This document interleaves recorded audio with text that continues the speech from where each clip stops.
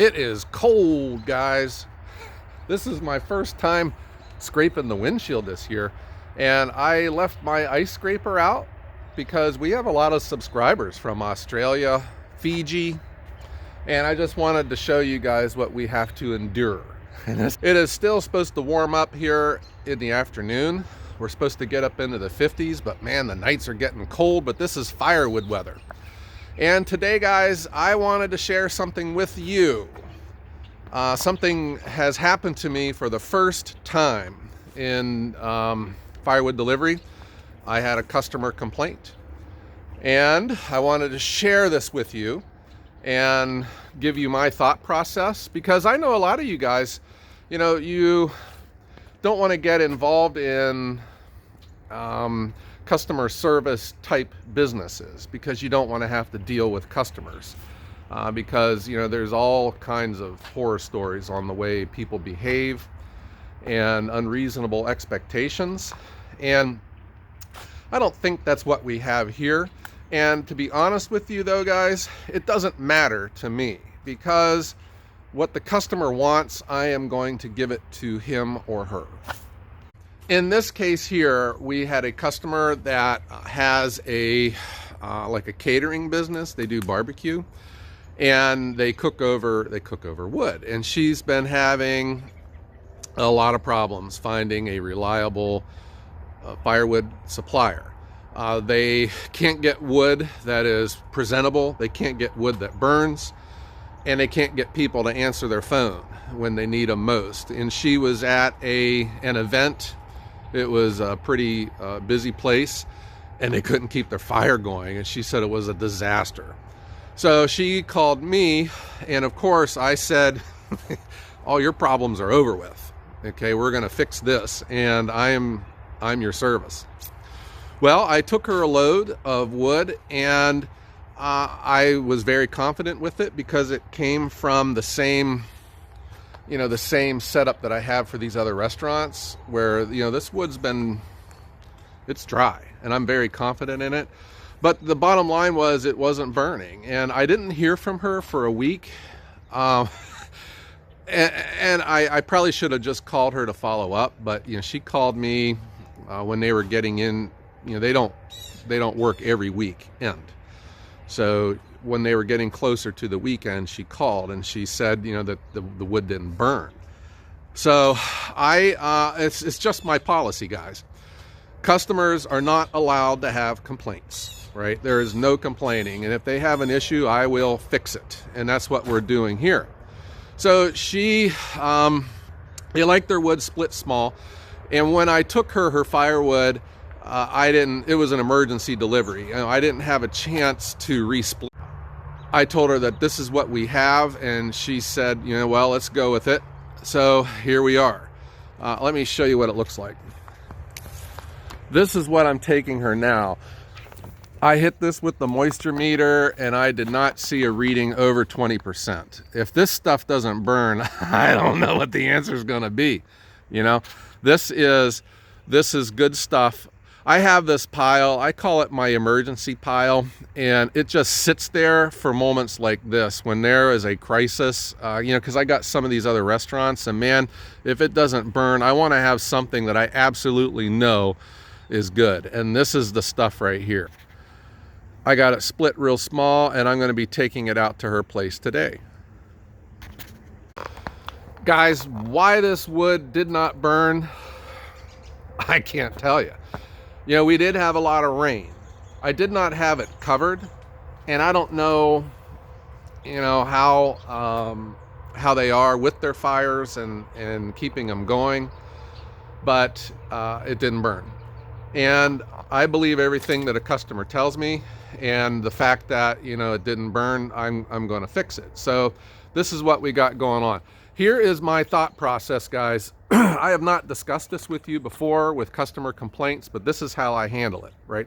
There is no complaining. I will fix it. I will do everything that I can to satisfy the customer. And in this case here, I'm taking, this is just under a quarter cord. This is just simply because this is all of the crisis wood that I had. I'm taking her everything I have. I've resplit it, and I will be giving this to her. right? And I am not expecting, you know, she wants me to take the old wood back, I will, but I would encourage her to keep it if they have it stacked and just let it dry out a little bit more. And you know, this is just the way, you know, and that's where I'm saying, where a lot of people want to avoid getting into business because they don't want to deal with the hassles. But the way that I've overcome this mentally is I will give it away if that's what it takes. And the moment that I had committed myself to saying that I'm holding myself to that level of customer service, it's like all the anxiety has gone away. You know, and at the end of the day, you know, what the customer needs is what's most important to me. I am not going to split hairs on money, because also at the end of the day, guys, what is a quarter cord of firewood worth to me? Or even a cord? You know, is it going to make me or break me? And the answer is no. But what is on the line is my company's reputation, my word that I have, because I told this lady, all of your problems are solved. Well, they they weren't solved. So I still have another at bat, and this is what we got going on here today. I also have, if you haven't noticed, I have this envelope in my pocket. And do you care to guess what is inside of this envelope? Huh? Guys, this is how serious I am with customer service. So if this doesn't work, or if she has a level of frustration with me while I am up there, I will be giving her this wood, and I will be giving her this envelope. And I think we all know what's in this envelope, right? So I am going to be taking this wood up there. I'm not going to film it, but I will visit with you once it's over with, and I'll tell you all how it went. Let me be serious here. I think if you are going to take the time to get into if you want to turn your side hustle into a business, if you want to start a business, be different, be exceptional, right? And be the kind of company that you had always wanted to work for. Because we've all worked for other places and we've complained, you know, man, they should have done this, they should have done that. And I was exactly the same. Well, I am holding myself to those same standards. I am going to be that company that I always wanted to work for. That's just how it's going to be. I also remember when I had first started this, I had listed my goal is I want to be the best firewood delivery service in the world. Okay, hard to quantify, but I am going to live up to that standard. And how many other firewood guys out there would go to these lengths to satisfy a customer, right? I also think too, for customer service, there also has to be, you know, a level of honesty here. And I will tell her, it'll be polite though, that, you know, I can't make you happy. And you know, if I can refer you to someone else, I will. But you know, if this stuff doesn't work, I don't have an answer for her, you know? So this is just her crisis moment that she's in. She's in an event and she needs firewood to burn. Now, if we want to discuss a long-term plan, I have to ask myself as a service, do I want to serve an account that involves this much resplitting?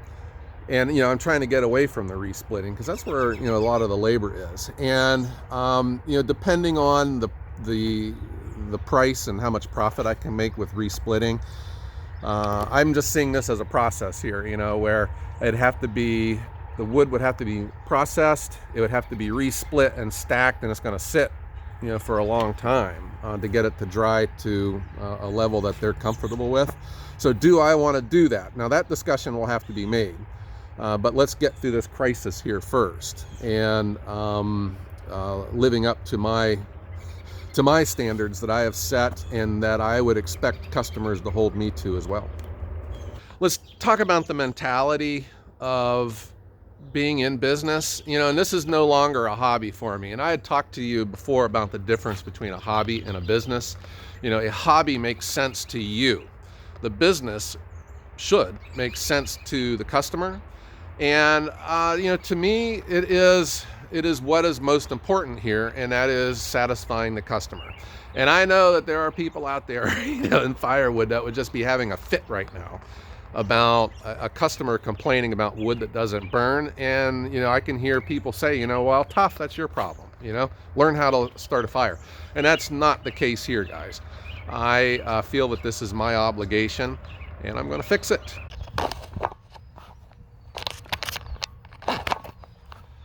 I am back, guys, and I'm hustling because I got a delivery to make. So was halfway throwing this wood into the truck, and I was thinking, oh shoot, I forgot to do my update on this customer service matter. So I am back, and it went well. She was totally reasonable, and I was there. I think she knew that I was serious about fixing her problem. I showed up with that wood. I stacked it right off the tailgate. She had offered to help.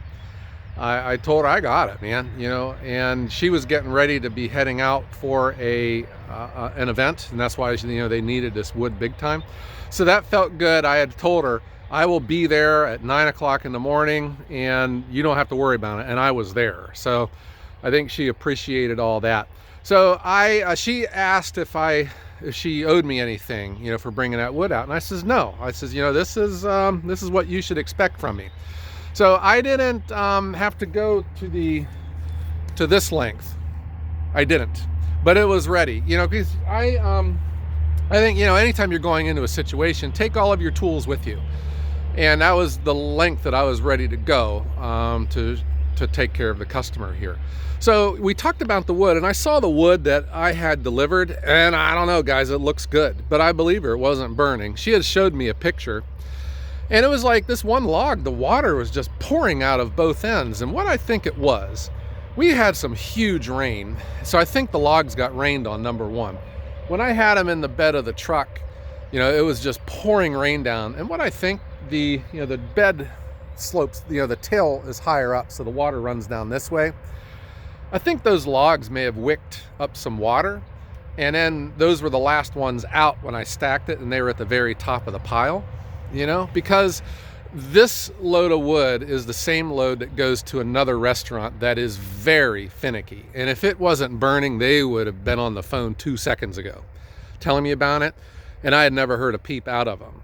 So it just makes me think it was a situational problem with the firewood, because I also know too that wood was made, you know, that wood was made back in last winter, and it's seasoned, but it just, whatever, you know, it wasn't burning. But I was there to fix it. And that was the levels that I was ready to go. So that is, I hope that this video, oh, and also I was celebrating on my way home. So if you are from Ohio, you may know about, we make the greatest pickle in the world. This is the Tony Packo's Sweet Hots. Guys, if you're in the pickles, I don't even know, this is a spontaneous video. I don't even know if I can put a link to this to make a purchase, but get these. They make all kinds, you know, the originals and this and that. Get the Sweet Hots, greatest pickle in the world. If you are a fan, if you remember the TV show MASH, you know, with Hawkeye and Colonel Potter, if you remember Klinger, he was from Toledo, and he always talked about Tony Packo's. Tony Packo's is a famous hot dog joint in Toledo. It is still open for business, and they're famous for their hot dogs, but also for their pickles. So that's how I was celebrating on the way home. I went ahead and bought me some Tony Packo's pickles to have for my lunch. All right, so that is what I got going on, but I shifted gears. I think I'm on my way to winning a customer for life with this group. You know, they do this catering thing. But I'm shifted gears. I'm on to my next delivery. I'm getting my truck loaded up for this, and I'm getting this out. I had called that customer to tell him I'm going to be a little bit late, and he, you know, understood. So that's what we got going on here. But that is, you know, I consider myself, and I'm serious, world class. I want to be the best firewood delivery service in the world. And would you expect anything different, you know, in a customer service matter? I think not. I went into this with that humble servant attitude. And I think that also makes things go a lot easier. You know, a lot of people get defensive and they're arguing and this and that. And to me, that's just completely goes against you solving problems. And that is what I was doing. I'm solving the problem. The problem isn't my problem. which is I need money selling firewood. The problem is the customer's problem, and I'm there to fix it. All right. I hope that you enjoyed this, and maybe you got some insight on where my head is on how I'm running this business.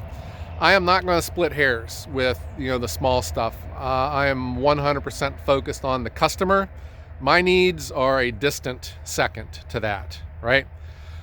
My name is Joe, and I am the proud owner of Ohio Wood Burner. Everyone have a good day. Let's see. Guys, these are delicious. They're nice and thick, and they crunch, and they're spicy. Great pickle. Another reason to love Ohio.